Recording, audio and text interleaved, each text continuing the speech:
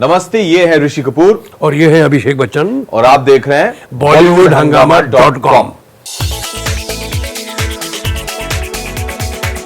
The response has been something very honestly, something I didn't expect to be that overwhelming.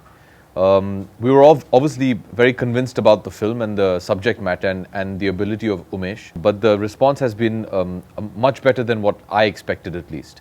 The album is something which I think is a given that you have to have a great album, considering T-Series is one of the producers of the film. Bhushan has a great sense of music. So I'm relieved that people have liked the music.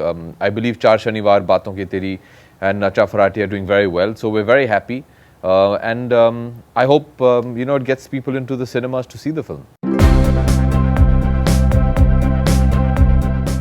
मेरे ख्याल बिल्कुल उनके ही हैं, तो मैं इसी चीज़ को हिंदी में बोल देता हूँ कि ये जो एल्बम है, जो तमाम गाने इसके फिल्म के हैं वो बहुत अच्छी तरह रिसीव किया गए हैं। और मुझे ख़ास तौर पे इनका ये गाना जो है, वो स्लो गाना जो है, मुझे वो गाना बहुत बढ़िया लगता है।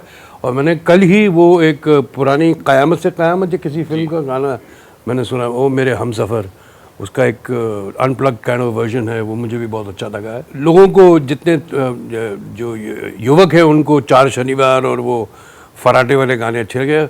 मैं ज़रा इस किस्म के गाने ज़रा कम पसंद करता हूँ, लेकिन सुना बहुत लोगों को बहुत पसंद आ रहा है। तो yes, we are very happy with the music and thank you.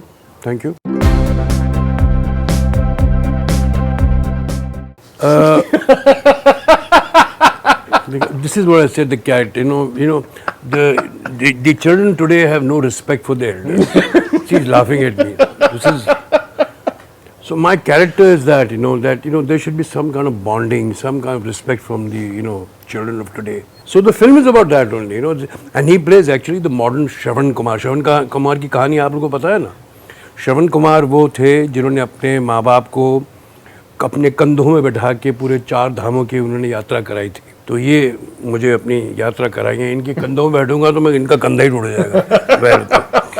तो ऐसा है कि ये फिल्म की कहानी जो है, एक्चुअली लोग कहते हैं कि जॉइंट फैमिली, पुराने ज़माने में कैसे जॉइंट फैमिलीज होते थे कि बाप चाचा सब साथ में रहते थे, उनके बच्चे इनके बच्चे। आजकल वो कहाँ, धीरे धीरे वो जैसे कि एक प्रथा थी वो जैसे कम ही होती जा रही है। अब तो बाप अगर साथ में, अगर बाप बेटा साथ में रह जाए तो बहुत बड़ी बात है।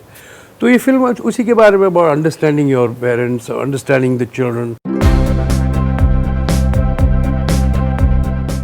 मेरे रियल लाइफ में मेरे पास मूछें नहीं है जैसे मैंने वहाँ पहने हैं। रियल लाइफ में मैं वो उतना गंदा कुर्ता नहीं पहनता और वो ऐसा जैकेट नहीं पहनता जैसे पहना हुआ उसने। पहले तो एक डिफरेंट है वो। तो that is what I can really see. फिर उसके बाद मैं झगड़ा नहीं करता हूँ अपने बेटे के साथ, वो पता नहीं कल क्या हो जाए पता नहीं, तो मैं किसी का झगड़ा नहीं करता हूँ।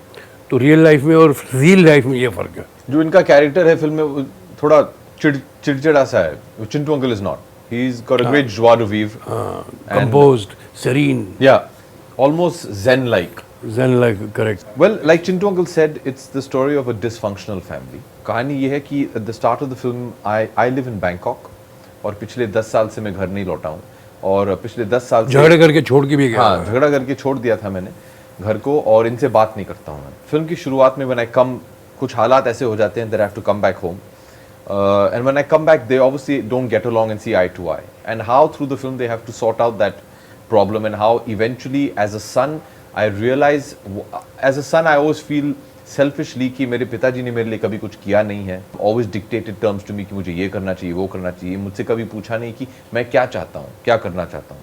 But through the film I realize कि इन्होंने मेरे लिए क्या कुछ नहीं किया है, and what all sacrifices parents take for their children, but never, वो कभी जताते हैं नहीं। So it deals with that and how we have to sort out our relationship.